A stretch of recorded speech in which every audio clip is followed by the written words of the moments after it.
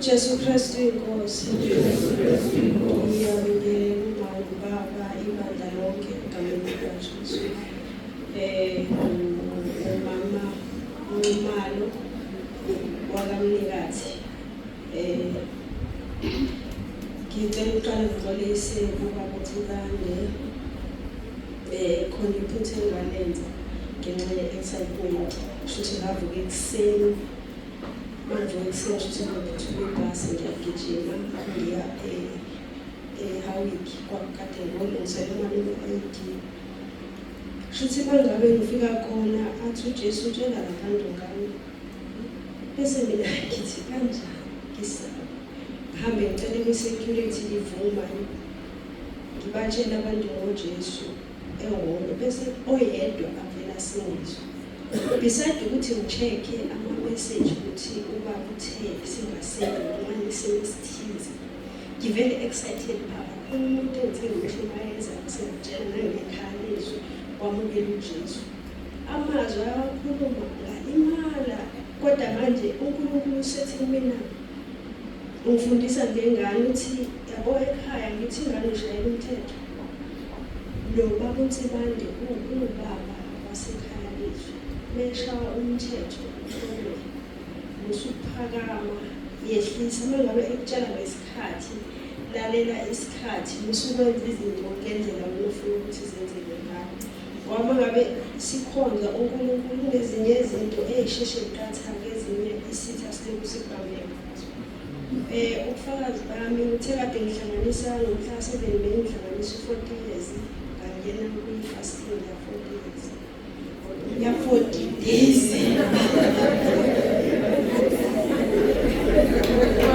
Leta uyashisa.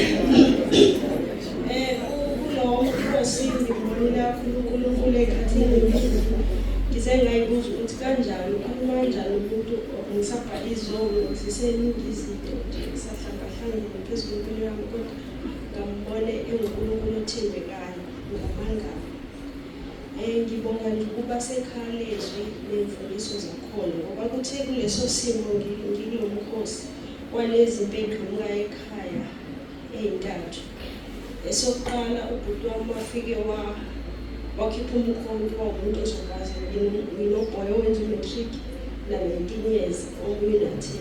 Bekhipha umkhonto uthi ufuna ukumgwaza angazi ukuthi kwakade kwenzakaleni.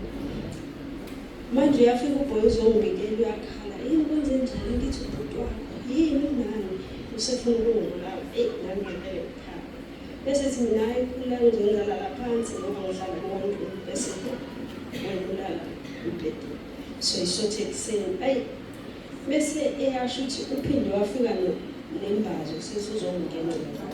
So mase sengibuyela ngakusasa ekhaya ubhuti sengasaphozi ukuthi ngokhuluma uNkulunkulu uthi yakhumbula ukuthi ngithemba kungenqiko yakhe inhliziyo ungasisenzeni zakho zonke khona uqondisa ukuba. Bese ngiyaguqa ngiyakhuleka ngithi baba ngazi ukuthi mangifika ekhaya. Ngafika ngathi ukuthi uyabona ukuthi ekhaya usele wedwa sonke sesihambile. Sonke sesihambile. Letele nentambo oyikhulile.